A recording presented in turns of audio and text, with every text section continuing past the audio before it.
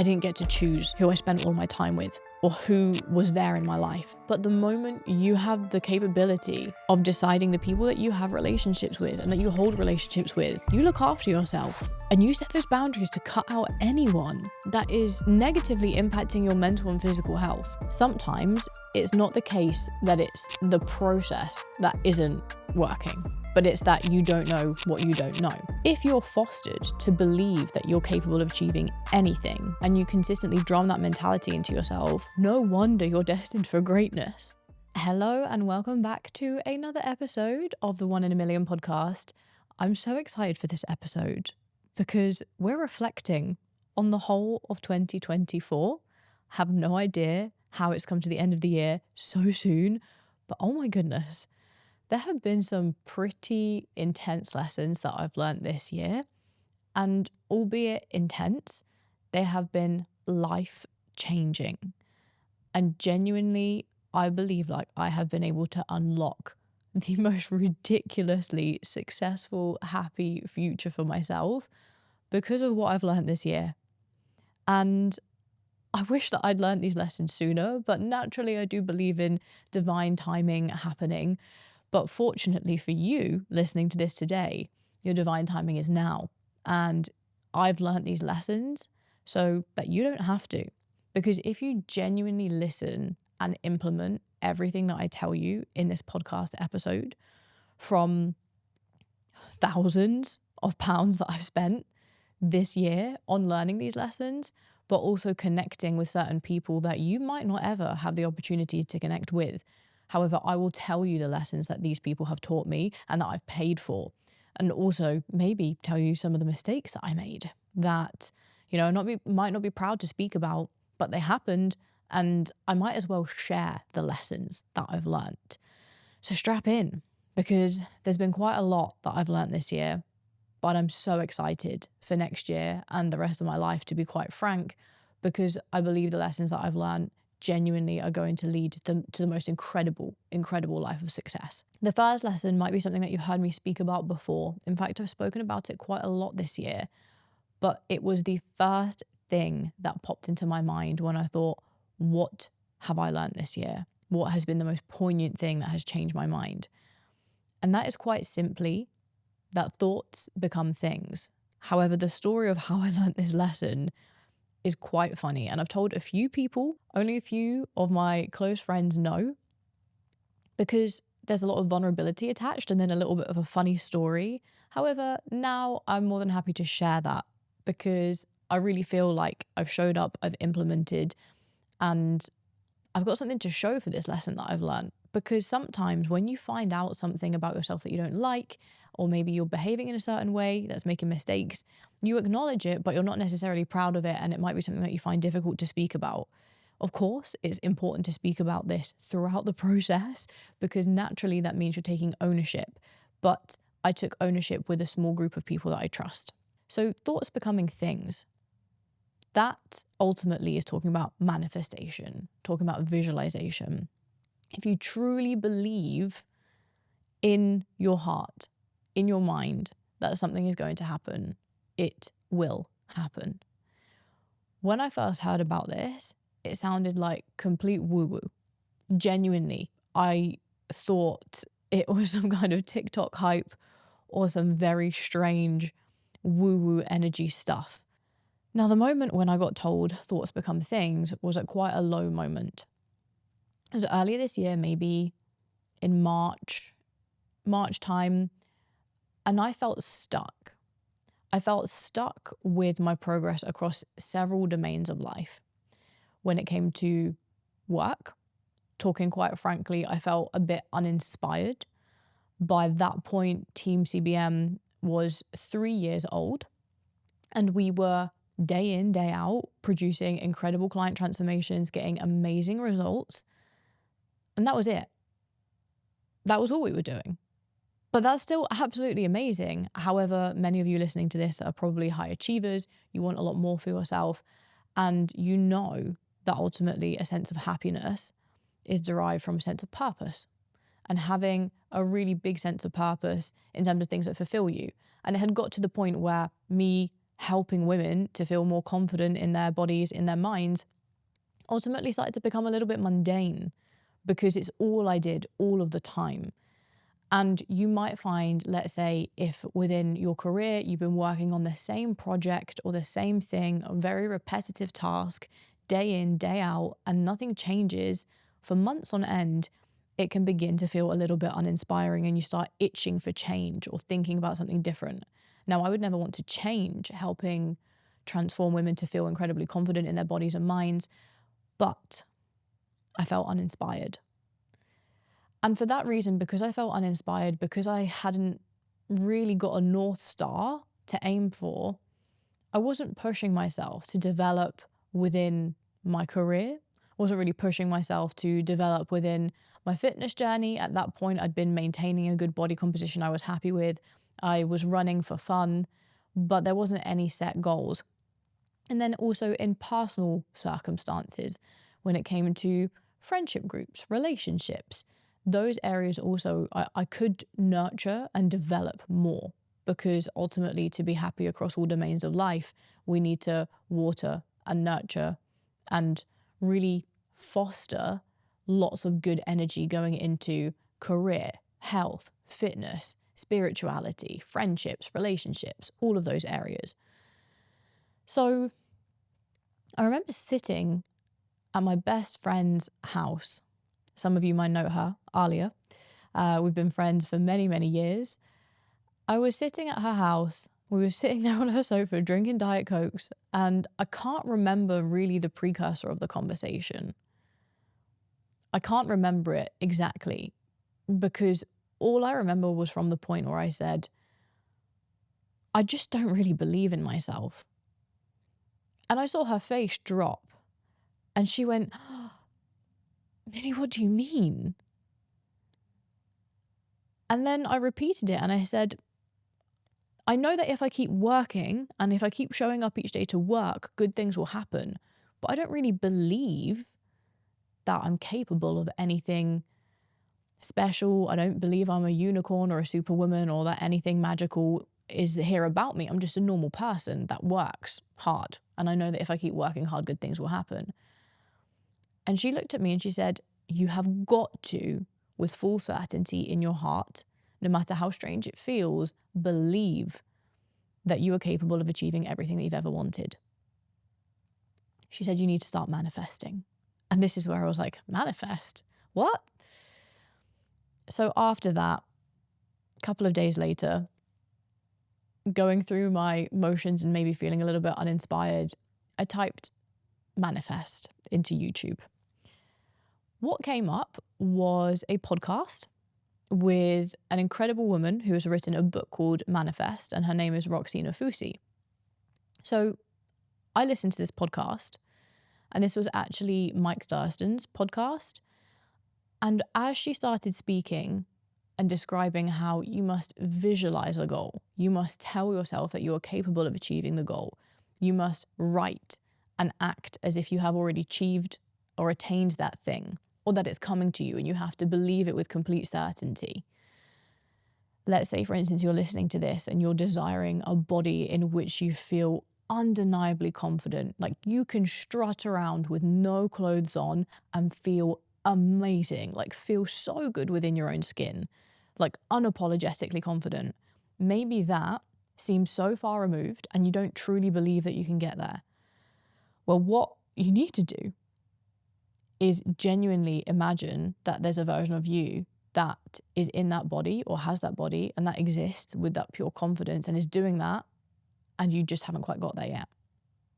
And so this is what Roxy spoke about. And I was immediately fascinated from this podcast. So I decided to buy her book, Manifest. I bought her book, and one of the first steps in the process of manifesting was to create a vision board. And so I created my vision board. I put all of the things on it that I wanted to achieve or that seemed a little bit crazy, but it was my 6-month vision board from that point when I made it, which was around April, until the end of the year. And funnily enough, within a week of buying her book, creating the vision board, there was one day where I was feeling motivated and I've discovered some new kind of business projects that I was going to start working on. And I was sitting in a cafe in Dubai Mall doing some work. And this was on a Friday night at 6 p.m. Most people in Dubai on a Friday night at 6 p.m. are not sat in a cafe doing work. At the time, I was writing to certain content creators about collaborating together. And I was writing up these emails, and it was quiet in this cafe. There was no one around. But I saw someone came and sat on the sofa that was next to the table that I was on. And when I looked over, it was Mike Thurston. He had just recorded this podcast with Roxy. And I thought, oh, that's strange. Because if it wasn't for that podcast that I listened to, if it wasn't for Alia telling me to go and search about manifesting and to believe in myself, it wouldn't have been such an intriguing moment or quite a poignant moment. And so I turned to Mike, and almost at the same time, we kind of glanced at each other, and I acknowledged him and I said, Mike, I just want to say I'm really grateful to you for the podcast that you recorded with Roxy, because it really helps me to start to challenge myself to step out of my comfort zone and aim for more, to believe in myself a little bit more, because I'd been struggling to believe in myself. And Mike asked, well, what are you struggling with? What are you struggling to believe in? Or where further do you want to go? I cracked a joke and said, well, how much time do you have? And kindly, Mike said, well, let's talk. And as he ate his salmon and broccoli, I sat there and I was talking about where I'd got up to in business. The fact that, to be quite honest, I was still struggling to believe that I am where I am today, having achieved the most incredible jump from pretty much living in poverty as a child to going to university, to getting a job as a nuclear scientist, to then quitting that job as a nuclear scientist, going all in on my coaching business, and then moving to Dubai and building a team. This is something that I never imagined would happen. I could have never dreamt of it, but it did happen. And so when you find yourself so far removed from what you thought that your reality was going to be, it's a sense of incredible gratitude that you have, and you can almost feel guilty for yearning for more. And this is what I spoke to Mike about. He also acknowledged that. And he spoke about his journey, how it got to the point where he had to start desiring more in order to keep progressing.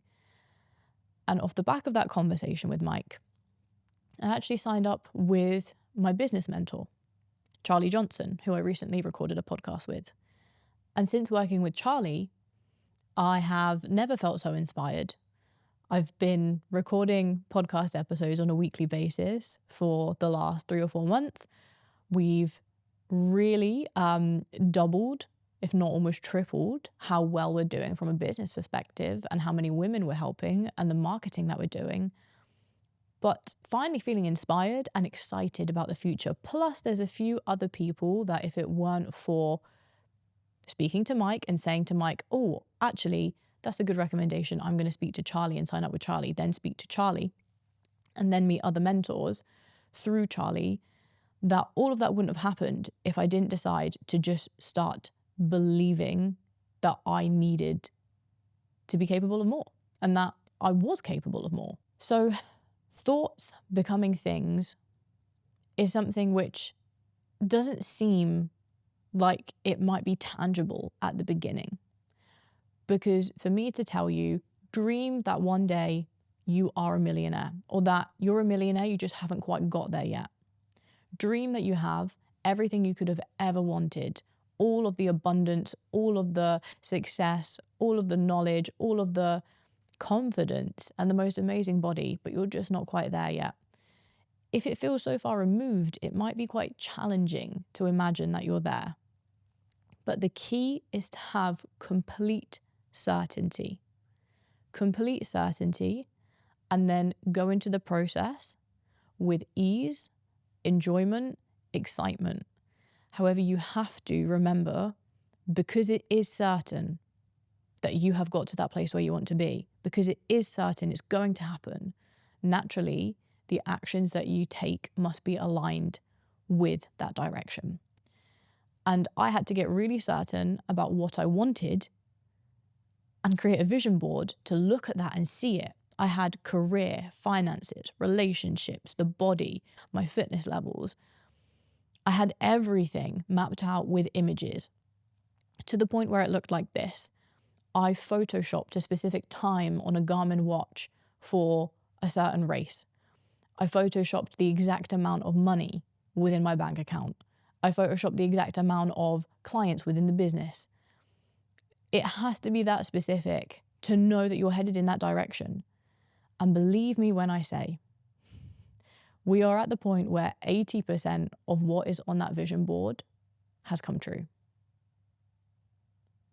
That vision board that I made 6 months ago, the stuff that I put on there and I was a bit like, am I crazy for putting this on there? 80% of it has come true. And the remaining 20%, it's not that it's not come true, it's just that it's still in process. I'd say with those things, I've still got a little bit more work to do, but we're very much so on that trajectory. For 2025, or whenever you're listening to this podcast, whatever time you're listening to this podcast in the future, within this next year, you must believe that what you want to achieve has already happened and you're just on the trajectory to get there. That has ultimately been the biggest lesson for me this year. And I know that it's going to change the rest of my life. Then when it comes on to the second lesson, this second lesson, I could have said it first as a precursor to Thoughts Become Things. But actually, through the story that I've just told you about these people that imparted a lot of knowledge onto me, the second lesson stands very strong when I say, if you are a busy, career-driven woman and you know that your inability to lose the body fat that you want to lose is stopping you from living a confident, successful life, then hear me out. We have just launched our Fat Loss Accelerator program, which is made specifically for women who are constrained for time, yet they want to lose anywhere between 10 to 25 pounds of body weight within 90 days. Throughout this process, we're also going to teach you exactly what you need to know so that you can maintain this result forever. That it's the lifestyle changes and the habits that you need to implement for the rest of your life to finally become that confident and successful woman who excels in all areas of her life. So if you're interested in finding out more about our Fat Loss Accelerator program, then send me a message on Instagram. Send me the words Fat Loss Accelerator. My Instagram is millie@teamcbm. The link is in description below, and I will get back to you with all the information that you need to know. Back to the episode. You don't know what you don't know. There is so much that you don't know. And humans, in our egotistical, arrogant nature, independent, think that we are capable of doing whatever we want to do, or that it just doesn't quite work for us. Respectably, I'm going to say this to anyone who at any point in their life, because I have, to anyone who at any point in their life has believed that a specific type of fat loss protocol wouldn't work for them, or a coach has tried to coach them and they believed it wouldn't work for them, and then you find repeatedly maybe that certain things haven't quite worked. Sometimes it's not the case that it's the process that isn't working, but it's that you don't know what you don't know. So there is something that you're getting wrong, but you haven't quite identified it, and that's why you keep failing or not succeeding, right? And ultimately, if there is someone with a track record of producing incredible results in whatever domain they work in, guess what? They know more than you. They know more than you. They're more experienced. They're better than what you are doing or at whatever you're trying to do. And you can't do it independently. They obviously know more than you, and they're going to be able to help you. So let's rewind to this story where I told you thoughts become things and why that was the biggest lesson of me. My beautiful best friend, Alia, when I said I didn't believe in myself, I've watched my best friend achieve incredible things personally and professionally. Consistently, I have seen her do that in such a short space of time. Everyone just kind of says, oh, that's Alia. But what about Alia? What about her, right? allows her to do that? Well, it's the fact that since she was very, very young, through the beautiful upbringing that she had by her incredible mother and her own education, she's always believed in herself. She's had that belief. Some of us ultimately get brought up with parents that don't believe in us, that battle us down when we try and dream big, that cast shadows on our dreams, that never even ask us what our dreams are. If you're fostered to believe that you're capable of achieving anything and you consistently drum that mentality into yourself, no wonder you're destined for greatness, because you believe it's inevitable. You believe that you're capable. Some people have always said they believe they were destined for more. I'm not part of that band camp. I was just like, wait, what's happening? I'm just working and it seems to be going in the right direction. But ultimately, what did I not know that she had? I did not know the extent to which I needed to believe in myself. That's number one. Then also on top of that, what else did I not know? Her business, on the scale of which she helps women, is far greater than mine. So obviously there's something that she knows when it comes to building a business that I do not know. What was it that she knew? Well, what she knew was everything that Charlie had taught her. And the reason why Charlie knows that is because he is the coach with the biggest number of clients in the world, or arguably one of the top coaches in the world. So he's done it firsthand, but he's also learned from other mentors who he knows within the fitness industry and outside of the fitness industry. So I didn't know what Charlie could teach, yet there he is with a track record of producing incredible results when it comes to supporting other coaches with their businesses. And you can see a lot of the time people will flash up results, whether it's transformation images of people getting into amazing shape, whether it's business success, different types of testimonials. You can see that all the time and you might not think anything of it, but I just need you to pause and think of maybe like the most recent time you saw a result, a testimonial, transformation photos, and really just take a moment to look and appreciate what that person is saying or that person's story. That is one person whose life is significantly better because there's evidence, literally photographic, if not video evidence, plus the words that describe their story, or them speaking if they describe their own story, about how much better their life is. And you can't deny that. If you see a picture of someone who has lost 20 kilos, right? They have done that. If you know of a coach or a mentor that is consistently, time and time again, putting out result after result after result, that they're repeatedly getting people results, do you know what? They know something. They're good at what they do. There's no doubt about it. They're good at what they do. They can do it time and time again with loads of different people. So that means they know more than you. And you should probably seek some advice from them and not try and do it yourself. For instance, take me. Before I spoke to Charlie, I was feeling uninspired probably for around 4 or 5 months. I was sitting there, not necessarily making progress, trying to figure things out myself. Why? Probably because I thought that I could do it myself. Fell into that trap. Probably because I knew that there'd be a lot of cost and time and effort associated with having mentoring.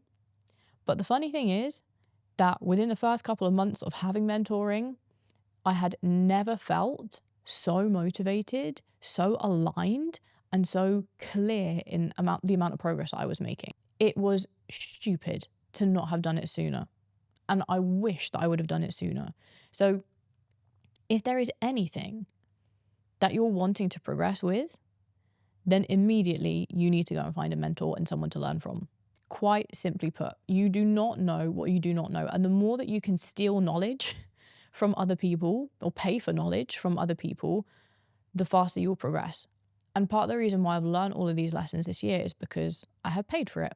I've paid thousands and thousands of pounds this year for different types of mentoring, whether it's therapy, whether it's mindset coaching, life coaching, business mentoring, And it's paid back in dividends, even through the extent of, by joining Charlie's mentorship, I met Catherine, who I recently recorded a podcast with, and we spoke within that podcast about how Catherine, through rapid transformation therapy, helped me to reframe my whole life's perspective on money and a scarcity mindset that I've had that was holding me back. So if you're interested in finding out a little bit more about that, go back and listen to that episode. But if I didn't start to believe in myself, then join up with a certain mentorship to help me learn more. And then through that mentorship, meet other inspiring people. None of this would have happened. None of this would have happened. But because of that desire to want more and to look for more and to be curious about what other people have to offer. And I even signed up with a life coach this year and I said, you know what? I'm not even really sure what I want to learn about myself. But I just feel like you definitely know more than I do about what it is to run a business and to be a successful woman, because there she is, an incredibly successful woman in her 50s. I thought, I want to know some of the knowledge that you had because you're 25 years older than me. So let's go and figure this out. It was some of the best learning that I could have ever had about myself this year. You do not know what you do not know. Go and seek knowledge. Go and seek people to learn from. And if you don't, and you're wondering why you're stuck, then that's on you. And if I ever feel that way again, where I feel unfulfilled or uninspired or feel like I'm not making progress, then shame on me. Because this year I learned that lesson, which was I must go and learn from other people as much as I possibly can do. You might be stuck when it comes to, well, who do I go and learn from? Guess what? YouTube, ChatGPT, ask your friends. The most incredible access to education and knowledge that we have ever had is right in this instant second that you're listening to this, right? You have the facilities and the resources, just go and use them. The next lesson that I learned was one that was a hard one because it goes against my stoic nature. To those of you who might not be aware of what stoicism is, it's an ancient Greek philosophy, or it's a style of philosophy where there's a lot of gratitude that is practiced. It's a lot of focusing on what you can control in the present moment. And it's really focused on keeping yourself at peace and calm with life and how life is, rather than trying to fight life or get frustrated with lifing. So there's a lot of gratitude that I had gained through practicing stoicism. The difficult thing is, there is this seesaw where on one side you've got gratitude, happiness, contentment, and then on the other side you've got complacency, low effort. Because if you have so much gratitude, so much contentment, it sits heavy and it's not budging.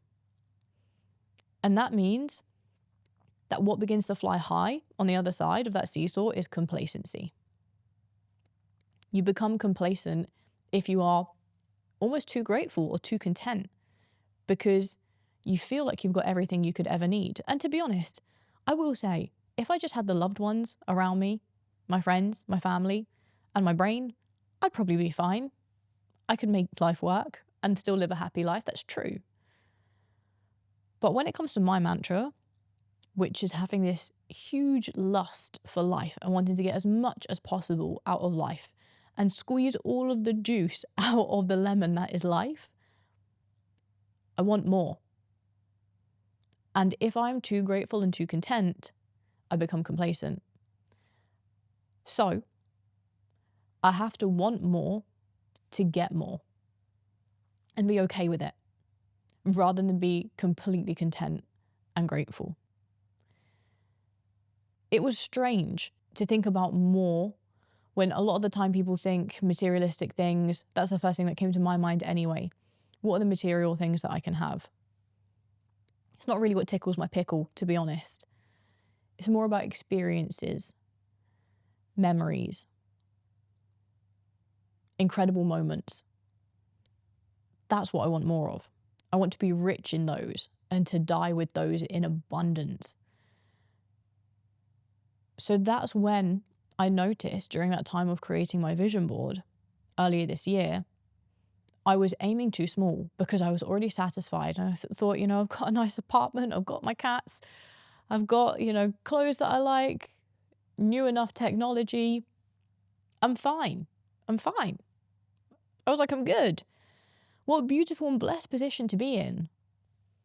So why would I go and put something on my vision board, which just costs a lot of money that technically I wouldn't need to spend?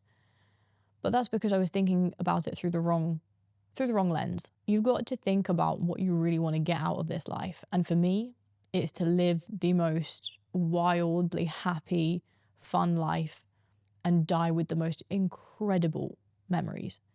So on my vision board, I had to put new and exciting things that maybe I wouldn't have thought about. So there were certain travel locations that I'd put on my vision board.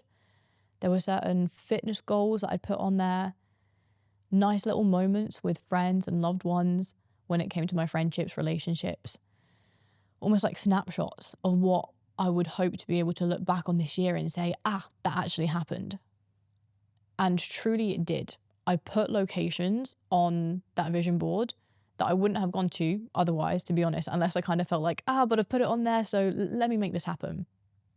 Because it's easier not to spend the money, not to work really hard for the money, and to just be content. The thing is, again, everything that I learned this year would not have happened if I had not gone to some of those locations. Some of the people that I met that now play a huge part in my life, I would not have met if I didn't actually do those things that were on the vision board. So it's not about just doing the thing. It's about what happens in the process of doing the thing. Who do you become when you have to learn how to save up for a trip of a lifetime? Who do you become when you meet someone who changes your perspective completely through doing something that maybe you never would have done before? Who do you get connected with when you start working on a personal project that's been sitting in the back of your mind for a long time? You have got to aim for more. It's funny because you might think, but there's so much that I'm not satisfied with, so why do I need to aim for more? Maybe you think, well, it's rich to come from you if you've been quite satisfied with everything. Don't get it twisted. Aiming for more ultimately is what will keep driving you forwards. And when you get to the position where you're satisfied with maybe the things that you put on your vision board 6 months ago, you think, damn, well, what should go on it now? You might just be a few chapters behind. However, it doesn't change the fact that to live the most beautiful life, you always will need to strive for more. But think about, what are you really here on this planet for? Why is it that you're here? You might be immediately thinking of your family, right? And if that's the case, then what experiences do you want to bring to your family? Or what things do you want your family to have? What did maybe you not have that you wish you could provide others with? And I'm very much so in that mode now where I think about the next 5 years of my life. And it's not about me, actually. The reason why I'm working really hard now and trying to set myself up for my future and future-proof myself as much as possible is because of what I want my life to be, which is to have a family, to be able to be present, to have incredible experiences with my family and provide my future family a life that is 1,000,001 times better than I could ever even explain compared to my childhood, right? Because why the hell not? Why would I want to just settle for the mundane or for good enough? And even if at some point we do have to fall back to gratitude and accept that we do just have good enough, that's fine. But it doesn't just have to be good enough forever. It can be freaking incredible. It can be mind-blowing. It can be amazing. And so why the hell would we not? The fourth lesson is that the right people make life so much easier.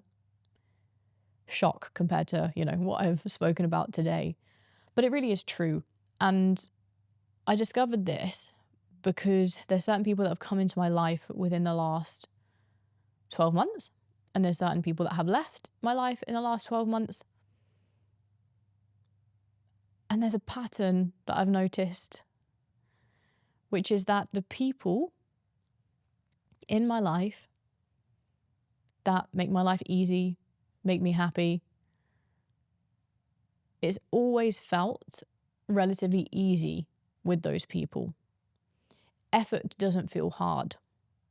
It feels easy to know when and how we're spending time together. It feels relatively comfortable to work through conflict. Conflict is never the most fun thing, but there is a willingness. There is like a team player energy.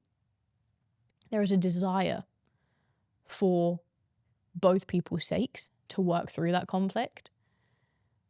And there's just this pure joint willingness to just aim for peace and to have happiness and peace at the core of that relationship or friendship. It's quite interesting that when I think about the people that have left my life, it wasn't easy. There was inconsistency. They weren't reliable. They were volatile. There were a lot of these things that I felt like I had to sacrifice for, or that were part of a relationship or a friendship. But now I've realized that actually that's really not the case. That the right people, no matter who they are to you, we could be talking wife, husband, boyfriend, girlfriend. We could be talking best friend, acquaintance. We could be talking mentor, coach. It doesn't actually matter. If it doesn't feel easy and like there's that joint incentive for things to be good, they're not the right people to be in your life. They're like literally taking up space in your life, and you'd be better off just not having them there. And that might be a harsh truth to hear, because you might be thinking right now about someone who you love incredibly dearly, and there is a lot of hard work and effort that goes into that person. You know, I think about it from, we don't get to choose who our family are, right? And quite honestly, there's certain family members that I'm really not close with, because no matter how hard I tried, that relationship just was not a good and healthy one for me, right? And that's hard. That's tough. That's not easy to accept. But what can I tell you is that my life is so much more peaceful by not entertaining or giving my very, very precious time and energy to someone that ultimately is not aiming for that collective peace and contentment with me. So please understand that if you are at the stage where maybe someone new is coming into your life, you're building a new relationship, the core undertone of that should be ease, teamwork, consistent effort, reciprocity. Without a doubt, I promise you that it will be correct if there are those elements.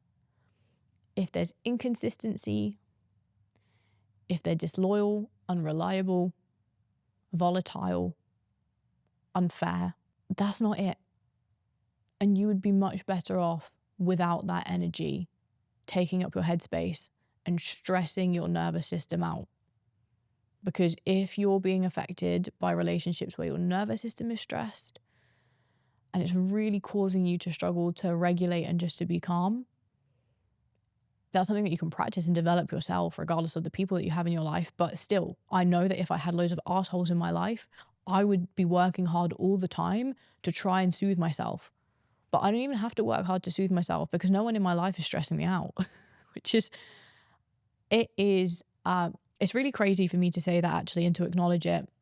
And I feel a little bit emotional talking about it because like my whole life, really up until the last couple of years, has been really volatile with the people and the type of energy that I've had in my life. So now having just pure calm is so nice. Like, it's so nice. And maybe when I was younger, I didn't get to choose who I spent all my time with or who was there in my life. But the moment you have the capability of deciding the people that you have relationships with and that you hold relationships with, you look after yourself and you set those boundaries to cut out anyone that is negatively impacting your mental and physical health. I really do wish I could have said that to the younger version of me, because I could have been at peace so much sooner if I hadn't entertained the wrong people, and if rather I just accepted that the right people will bring me peace. The final lesson of 2024, which has changed everything for me, is that risk and reward go hand in hand. This year, the bigger the risk I have felt associated to doing something, the bigger the reward. Well, it can be so many different factors that we're considering. Finances, effort and energy. One of them tends to be challenging what you believe about yourself. This is something that myself this year, I had to challenge what I believed about myself, that I was not capable, in order to make a decision to step into a mentorship that at the time I felt too small for. Like I actually wasn't capable or at that level. And the same thing when it comes to maybe the circles that you put yourself in, maybe the people that you reach out to, maybe the friendships that you have, the relationships, those people in your life. Maybe it comes with taking a risk to reach out to someone that you never would have reached out to before. I know it, that I've spoken to people and said, hey, well, if you fancy going for a coffee sometime, or if you'd fancy collaborating on a piece of content, and thought I was a bit too big for my boots, but that person had all the time in the world for me. So taking a risk with the people that you're asking someone out on a date. But you have to challenge that you're not good enough, or that they wouldn't be interested, or that you're not there yet. That is really hard to challenge, that belief about yourself, but you need to in order to take that big risk. So every single risk that I've taken this year, the biggest financial investments that I've made, have paid off in dividends. The biggest efforts that I've made in challenging how I think about myself have paid off with me literally crushing beliefs instilled in me from my parents since childhood that now mean I act in a way that serves me so much better. There's been a lot of risk. And every single time I feel uncertainty now when it comes to making a decision, or I feel like there's an element of risk associated, I start to get excited. So I turn that anxiousness into excitement because I know that it's right. I know if I don't feel that way before making a decision, that it's probably not big enough and that it's probably not actually going to yield as much of a big result as I want. Channeling that energy into excitement is something that only can be done with practice, because you need proof of concept that the risk that you've taken has produced the result that you want. That's taken time for me. And one of the things I worked on with one of my life coaches this year was when I felt that anxiety bubbling up of making a certain decision, or that I was questioning myself, like, Millie, is this the right thing that you should be doing? I made like a risk journal, like a risk reward journal. So in the notes section of my phone, I have, at the time that I'm about to make a decision, whatever that might be, whether it's a business decision, a personal decision, but I've got the moment that I decided to make the decision. And then I will write afterwards the outcome of that decision. Here's a simple example. There was a weekend in November where I was attending a business mastermind, and I felt like I really could use some creative space, some time away from home, and a little bit less responsibility, as in like looking after the household, looking after the cats, working at home. Like I just felt like I needed a breath of fresh air, a different environment, and to save a little bit of time so I wasn't traveling back and forth from one end of Dubai. So I booked a little staycation close to where that mastermind was. And it feels weird, right? To pay a lot of money to go and stay in the same city in which you live, just on the other side of it. And there was my logical brain coming in to say, what's the point? You know, you're just going to spend this money. It could be better spent on something else. And I was just seeing the monetary value attached to it. but I wasn't seeing the experience. So I leaned into the experience. Firstly, it was a beautiful place in Dubai to go and stay. So I was really, really glad ultimately that I did stay there and got to experience that part of Dubai where I hadn't spent any time. So there was new experience. There was time saving, not being spent in traffic from one end of Dubai to the other. Then there was also a creative element, which is if you know yourself when it comes to coming up with ideas, it tends to happen when you least expect it, when you're in a different environment where your mind is a little bit more free of responsibility. So I knew that I would have more creative space and more space to digest what I'd learned in that mastermind in a different environment. So I thought, okay, there's quite a few different elements here. And then there was also social element because plenty of my loved ones and friends live in that area and it allowed me to spend some more time with them. After weighing up my options, I said, I'm going to go with the pros list because the pros list is actually way bigger than the cons list, which is just don't spend lots of money, right? The pros list was great.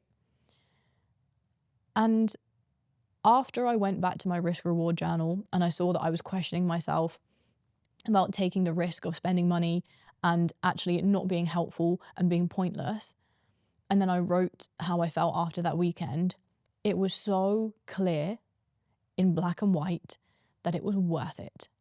It was worth every penny, if not more, because of how much it allowed me that creative space to think about new business projects, spend time with loved ones, and just have some relaxation time. I felt so relaxed afterwards, and it allowed me to be more productive the following week. So think about whenever you're about to make a decision and you're questioning yourself, to in that moment, take that leap of faith, make that decision. Don't have it be completely impulsive. Apply some logic. But if there's a gut feeling attached to it, make that decision. And even more so, if it is about investing into someone with a proven track record of producing results, you'd be silly not to invest. As I said, you don't know what you don't know. That has ultimately been an incredible stack of evidence that I've now got that every single time I feel like, you shouldn't do that, or like, that's a lot of money, or, are you going to be capable of doing this? It always pays off. I always am capable because I need to just believe that I am. I will get as much out of it as what I put in. So when making a risk, if it feels like you've got more skin in the game, even better, because you'll get more out of the process. And ultimately, why play safe for your whole life? Why? You can probably tell through this episode, we've spoken a lot about my mantra, which is creating a life worth living, getting as much as possible out of life for me and for my future family and for everyone listening. Like, I don't have to sit and record this podcast and share my knowledge with you. I, in fact, lose money doing this because no money comes through the podcast. I spend lots of money on recording the podcast. There is not anything coming back outside of the fact that I just feel pure contentment and happiness and passion for hopefully that if you've listened to this, you've taken something away and that your 2025 is going to be that little bit better because of what you've heard today, or that the rest of your life somehow is going to be a little bit better. And all I ask as a thank you is for you to share this episode with anyone who might need it, or even onto your Instagram story. If you tag me, I'll repost you. And to leave an episode rating. Just your honest thoughts. I won't even tell you how many stars to leave. But if you would do that for me, it would mean the world, just because I really know that it has helped someone. So thank you so much for tuning in, guys. I am excited for you and for me in 2025 and beyond to achieve our wildest dreams that I'm sure over the festive period everyone will be putting onto their vision boards. And if not, after listening to this, I hope that will be the case. Thank you so much for tuning in, guys. Much love. I'll catch you in the next one.